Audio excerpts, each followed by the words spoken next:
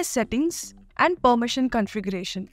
Now that we already know how to create a course, how to upload modules, and how to configure course-related settings, now we'll be discussing about the general settings part of the LMS module. In order to do that, we need to navigate to Settings, and from Settings, click on LMS. The first option that we are going to discuss is about configuration. So under configuration, we have general. So we have the learning methods. We already know you can create 3 different types of courses, that is self-paced learning, blended learning, e-material, and you can also create a learning plan. So the options that you see here are like global options. That is, if I'm going to disable e-material option under learning methods, whenever you're creating a course in the LMS module, you will not have an option to choose e-material. So whatever options that you're selecting will be given to you as options when you're actually creating a course in the system. And then we have additional options. So whenever you're creating a course, under course settings, you will have a link. So you can directly share this link with your employees through which they can access this course. So if you want system to generate this link, you need to enable the option share course URL. And then we have notifications. So there are system-defined notifications with respect to LMS module. For example, whenever you're publishing a course or whenever you're publishing a learning plan, all the applicable employees will be automatically notified on email. And all these notifications will get triggered from the system only if this notification option is enabled. This is like a global button for the LMS module to trigger any kind of notifications. So this is about the general settings. And then we have categories. So again, under course settings, we had an option to map a particular course with a category. So there was a drop-down list of categories available. And this is where the category list can be created. You can see some predefined category list already available in the system. You can delete, you can edit, or you can even create new categories. And then we have grading. So after creating a course, under course settings, there was an option called grading, which helps you to enable what type of grade you would like to have for that particular course. And the options that you get under course settings is based on the options that you choose here. For example, we have selected only pass or fail or letter grades, which means that when you're creating a course, you will be able to select between only 2 different types of grades, that is pass or fail or letter grades. The first 2 options will not be available because they are disabled under the general settings option. And then we have feedback. So in the LMS module, there are 3 different types of feedback that you can get from the learners. One is feedback related to a trainer. The second one is feedback related to a course. And the third option is feedback related to a session. Because in case of a blended learning course, you can collect feedback from the learners about the session, which can be an online session or an offline session. So the first option that we see here is session feedback can be given by all learners, only session attendees. So there are 50 people who enroll to a particular blended learning course, and there is a session created in the system.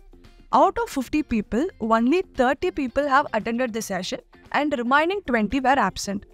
In this case, do you want all the 50 learners to provide the feedback or only the 30 people who attended the session to provide the feedback? You can enable the option based on your organization's preference. And then we have for what can feedback be given. So you can select, okay, my employee should give feedback only to the trainer or only to the course, or you can go with the option both trainer and course. The next setting that we have here is called discussions. So we know that for every course, there was an option called discussion, where the trainer can post a message, the learner can follow the message and comment against it. This is a space where you can even give permission to the learners who can directly go and post something under the discussion tab. And finally, we have reports. Who should have access to reports? By default, admin will have access to all the reports available in the system.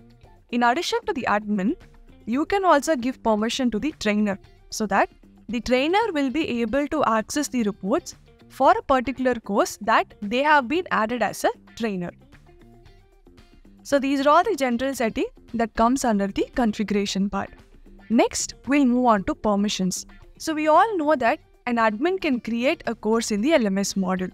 What if you want to give permission to another employee who should be able to create courses in the LMS module? If that is the case, you can go to permissions and there you have different options. So we'll start with learning plan. Who can create a learning plan? So you can say all users, which means all active users in your Zoho People account will have an option to create a learning plan. Or else you can go with the option selected users. So you have a message here stating by default admin can create a course. In addition to admin, you are giving access to some selected users. So you can click on add condition. So these are all the different groups that you can use when giving permission. So let's say people from Human Resource Department can create a learning plan.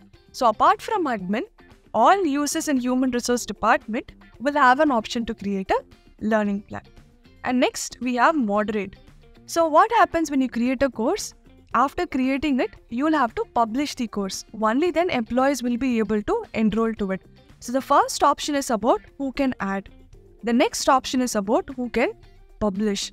So if you're not giving access to the HR department members to publish a course, whenever they try to click on publish, it will trigger an approval to the admin. Admin has to approve it and only then this particular learning plan will be published to your employees. If you provide them access to publish, then it will not follow an approval process. So once all these settings are done, you can click on save. And you're going to repeat this for the other options like self-paced learning, blended learning and e-material, which is nothing but who can create a self-paced learning course, who can publish it. In the same way, you will do it for other type of courses. So this comes under permissions. And then at last, we have automation. So what are all the different automated email alerts available in the system with respect to the LMS module? So here you have different groups that are email alert related to course, email alerts related to a module. You can just go through each of these email alerts and you will have to just enable or disable it based on your organization's preference. So these are all the different types of settings, permissions and notification that we have under the LMS module in Zoho People.